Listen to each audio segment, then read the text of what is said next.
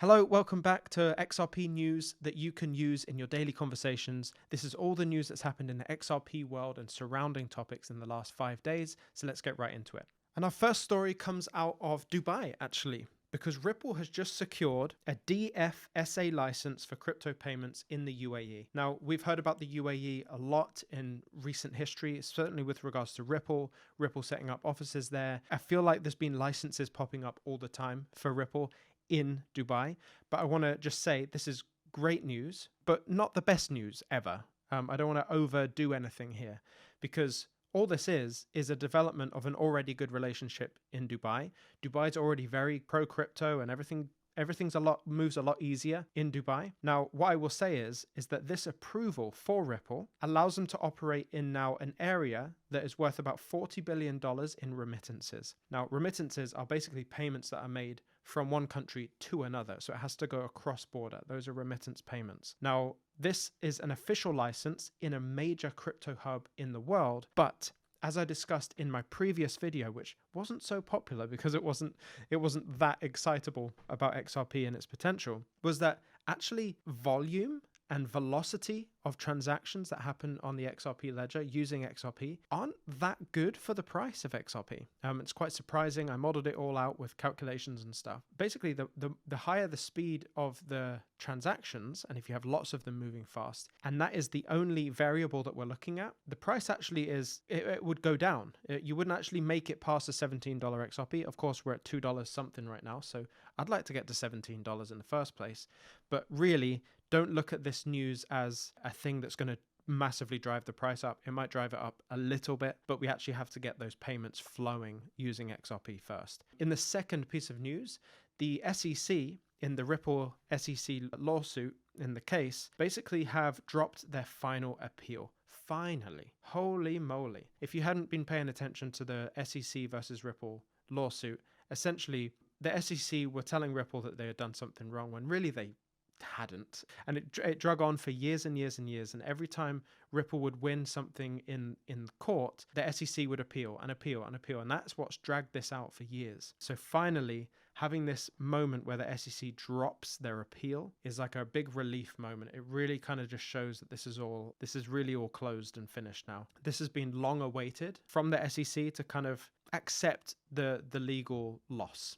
Right, they've had the loss, and I think the SEC is actually going to be a friend of cryptocurrency moving forward now that Gary Gensler, who was the ex-chairman, is gone. Okay, in the next piece of news, a Mastercard report has highlighted XRP in cross-border remittances in a report that they created the other day called Blockchain Technology Fuels New Remittance Business Cases. Now, I want to just highlight here, they have talked about all these blockchain payment pilots that we've talked about on this channel. They talk about Japan's SBI remit and the 90% commitment that Japan has had towards having XRP as a bridge currency. But I want to acknowledge here that it might surprise you that the people writing these articles, even if they're from Mastercard, writing these big reports, aren't necessarily savvy to how long this conversation has been happening. The conversation between Mastercard and XRP and Ripple has been going on for quite a long time. This makes it all sound really new. You know, in reality, the people working at Mastercard think, oh, look at this cool thing called XRP. Like, that's what they're thinking now in 2025. Even in 2021, when we were all discussing this on this channel, we already knew this stuff. Like, we already knew Mastercard were talking with them, and it just shows how it's almost like a need to know thing that happens at these big companies. The top guys know what's going on. They know where it's going. And when these reports come out, don't think that it's because Mastercard is like really behind.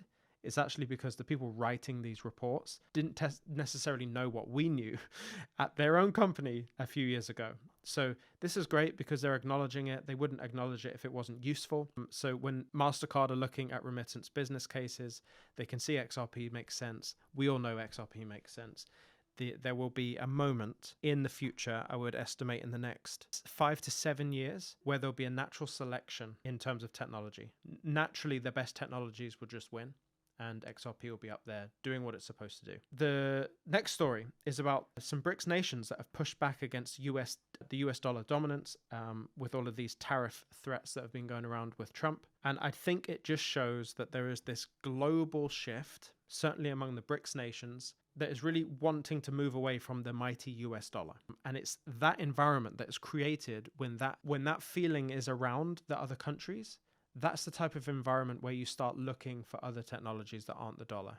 We already know that Brazil, Russia, India, not sure about South Africa and China, but certainly the former three have discussed with Ripple XRP in their countries about CBDCs and all kinds of stuff. So we know the conversations are happening, and we know eventually where this will end up going. XRP and Ripple and the XRPL are able to host CBDCs on their platform. I don't see a world where CBDCs aren't the common way to exchange value. And when those CBDCs change hands, you know there has to be a bridge asset in the middle of all of those transfers, which would be wonderful for XRP. So it's not necessarily to look at this news specifically, but what this news creates as an environment around, and it creates that environment where people start looking elsewhere outside of the dollar. And that's a good environment for the natural selection capabilities of XRP. I keep saying natural selection a lot. Anyway, and our final story here today is that Ripple have put in a bid for $5 billion to buy Circle. And Circle is the issuer of the stablecoin USDC, which is arguably the second largest stablecoin in the world. And I thought this was really interesting. What has ended up happening is that basically Circle have been like,